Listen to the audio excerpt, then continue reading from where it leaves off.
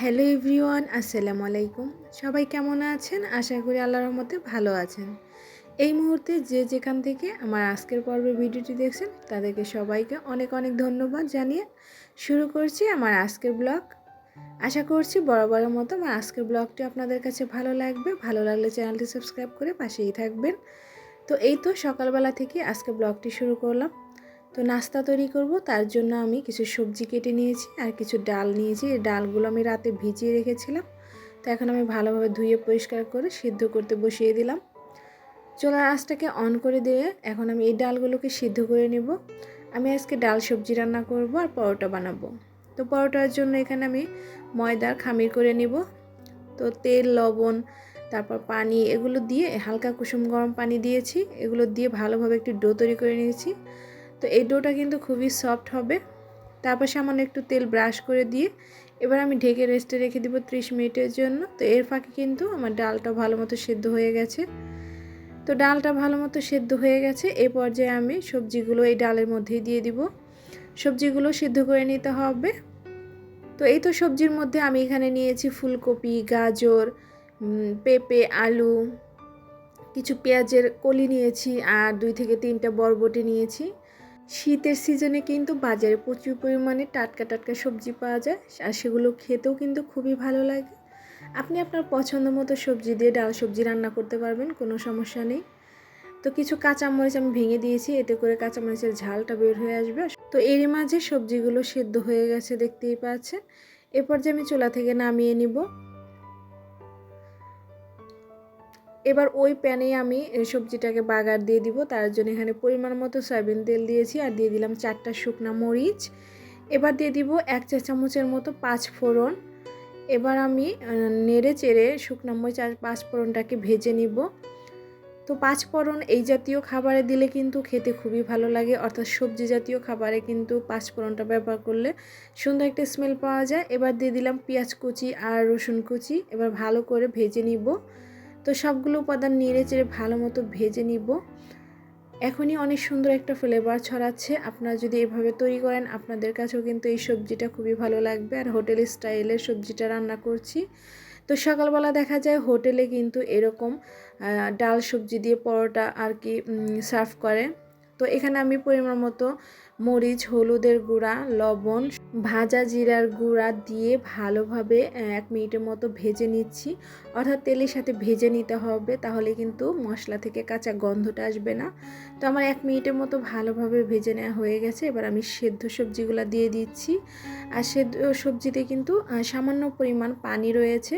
তো এরকম অবস্থাতে আর কি সবজিগুলো নামাতে হবে।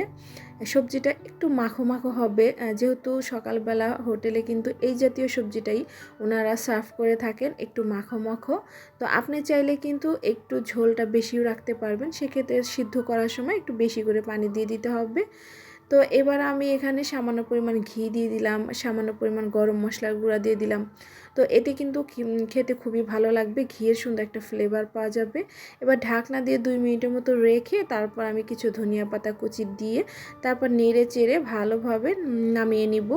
তো দেখতেই পাচ্ছেন সবজিটা কতটা সুন্দর হয়েছে আর কালারটা মাশাআল্লাহ অনেক সুন্দর। আর এই সবজিটা দিয়ে রুটি বলেন, পরোটা বলেন, এগুলো লুচি বলেন, খেতে কিন্তু খুবই মজা। চাইলে একবার হলেও ট্রাই করবেন। তো আমি সবজিটাকে নামিয়ে নিয়েছি। এবার আমি পরোটা তৈরি করব আর পরোটা তৈরি করার জন্য লেচি কেটে নিচ্ছি। তো লেচি কেটে নেওয়ার পর এবার আমি পরোটার ভাঁজ দিয়ে নিব। আমরা সবাই কিন্তু কম বেশি পরোটা বানাতে পারি। তো তাই আজকে আর ডিটেলসে দেখালাম না। তবে আপনারা যদি দেখতে চান তাহলে আমার কমেন্ট সেকশনে এসে কমেন্ট করতে পারেন, তাহলে আমি পুরো রেসিপিটা আপনাদের সাথে শেয়ার করব। আর আপনারা যদি এই পরোটার রেসিপি দেখতে চান সেক্ষেত্রে আমার কুকিং চ্যানেলে ভিজিট করতে পারেন, লিঙ্কটা ডেসক্রিপশন বক্সে দিয়ে দিব। তো পরোটাটা ভেজে নেওয়া হয়ে গেছে, দেখতেই পাচ্ছেন। তো আরেকটা পরোটা আমি ভেজে নিচ্ছি। তো যাই হোক, মেয়েকে পরোটা খাইয়ে দেওয়ার পর এবার মেয়ে আমার গান প্র্যাকটিস করছে। তো যেহেতু আজকে ওর গানের একটি এক্সাম আছে, তো সেজন্য আর কি গানের প্র্যাকটিস করছে। তো আমি আপনাদেরকে একটু শোনাচ্ছি, দেখেন।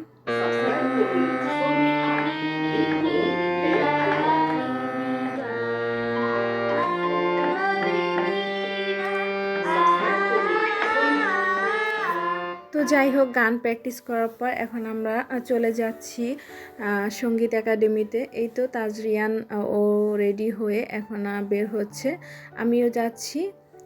তো যাই হোক, আমরা সঙ্গীত একাডেমিতে চলে এসেছি। এই তো তাজরিয়ানের এক্সাম শুরু হয়ে গেছে, অলরেডি কয়েকজন বাচ্চা এক্সাম দিয়েও দিয়েছে। তো এবার তাজরিয়ান এক্সাম দিচ্ছে। তো এখন আর আমি আপনাদের সাথে কিছু বলবো না, জাস্ট আপনাদেরকে একটু শোনাবো ও কি এক্সাম দিচ্ছে।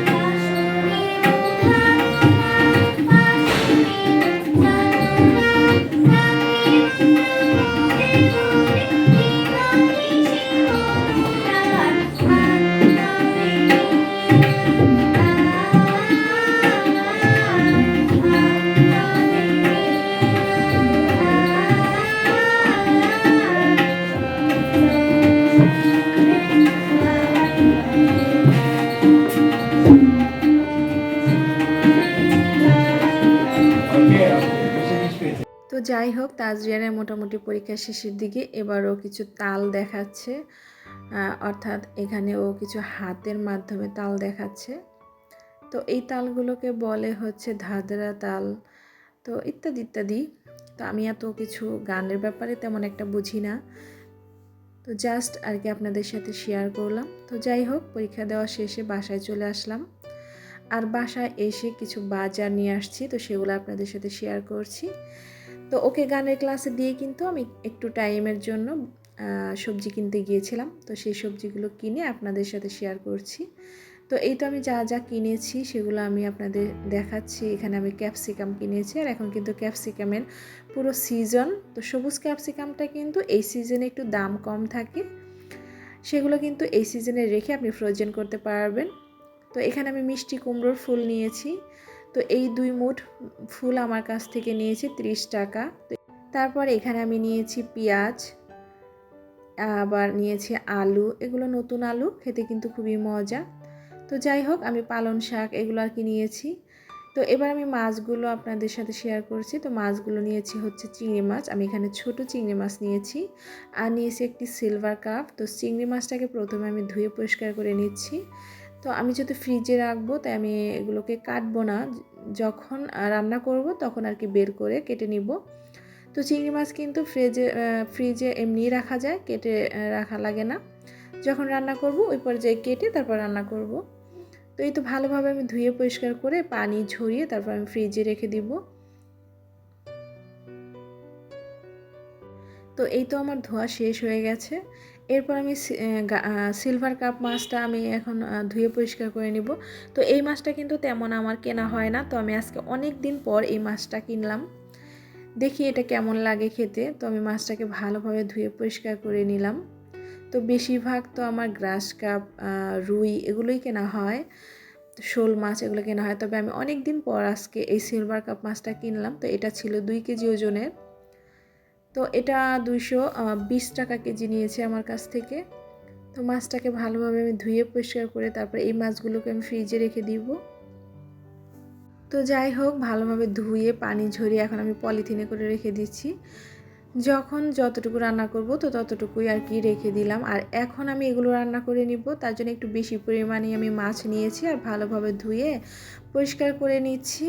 তো এগুলোতে আমি একটু লেবুর রস দিয়ে তারপর হলুদ, মরিচের গুঁড়ো, লবণ দিয়ে 10 মিনিটের জন্য ম্যারিনেট করে রাখবো। এতে করে কিন্তু মাছের ভিতরে মশলাটা প্রবেশ করবে। আর লেবু অবশ্যই দেওয়ার চেষ্টা করি, কেননা লেবু দিলে কিন্তু মাছের যে আষ্টে গন্ধ সেটা থাকে না, খেতে কিন্তু ভালো লাগে। তো ভালোভাবে মাখিয়ে এখন আমি রেস্টে রেখে দিব, তারপর আমি রান্না করে নিব। তো আজকে আমি এই মাছটাকে পেঁয়াজ দিয়ে টমেটো দিয়ে ভুনা করব। তো তার জন্য দেখেন আমি এখানে কিন্তু মশলাটা ভালো মতো কষিয়ে নিয়েছি। আমি অনেকগুলো পেঁয়াজ দিয়ে মশলাটা ভালোভাবে কষিয়ে নিয়েছি। তারপর আমি মাছগুলো কিন্তু ভেজে নিয়েছি। ওই তো ম্যারিনেট করে নেওয়ার পর তারপরে মাছটাকে কিন্তু ভেজে নিয়েছি। তারপর এখন মশলা কষানো হয়ে যাওয়ার পর মাছগুলো দিয়ে দিলাম, টমেটো দিয়ে দিলাম। এরপর আমি পরিমাণ মতো পানি দিয়ে তারপর রান্না করে নিব। আর ভুনা মাছে কিন্তু তেমন একটা পানি দিতে হয় না। তো এই মুহূর্তে কিন্তু আমার রান্নাঘরে প্রচুর পরিমাণে বাইরে থেকে রোদ আসছে, সে কারণে কিন্তু এমনটা দেখাচ্ছে। তো দেখুন বাইরে কিন্তু প্রচণ্ড রোদ, তো আমার রান্নাঘরে কিন্তু অনেক রোদ চলে আসছে, সেজন্য আর কি একটু বেশি আর কি সাদা দেখাচ্ছে ভিডিওটা। তো যাই হোক, আমি এখানে কাঁচা মরিচ তারপর সামান্য একটু গরম মশলা দিয়ে রান্না করব। আর গরম মশলা দিলে কিন্তু মাছে খেতে খুবই ভালো লাগে। তো এই তো আমার মাছের ফাইনাল লুক, দেখুন তো কতটা সুন্দর লাগছে। এবার আমি পালং শাক রান্না করব। তো পালং শাকটা ভালো মতো আমি সেদ্ধ করে নিয়েছি, এরপর আমি বাগার দিতে চলে এসেছি। এখানে আমি কিছু রসুন কুচি ভালোভাবে ভেজে নিব। তো বাদামি কালার করে ভেজে নেওয়ার পর আমি শাকটা দিয়ে ভালোভাবে নেড়ে চেড়ে লবণটা টেস্ট করে নামিয়ে নিব। তো এভাবে আর কি আজকে আমার দুপুরের রান্না শেষ হয়ে গেল। আজকে আমি শাক ভাজি করেছি আর এই মাছটাকে আমি ভুনা করেছি। তো আমার আজকের ব্লগ আপনাদের কাছে কেমন লেগেছে অবশ্যই কমেন্ট বক্সে জানাবেন। ব্লগটি ভালো লাগলে অবশ্যই চ্যানেলটি সাবস্ক্রাইব করে পাশেই থাকবেন, বেশি বেশি লাইক, শেয়ার, কমেন্টস করবেন। সবাই ভালো থাকবেন, সুস্থ থাকবেন। সবাইকে ধন্যবাদ জানিয়ে এখানে বিদায় নিচ্ছি। আল্লাহ হাফেজ।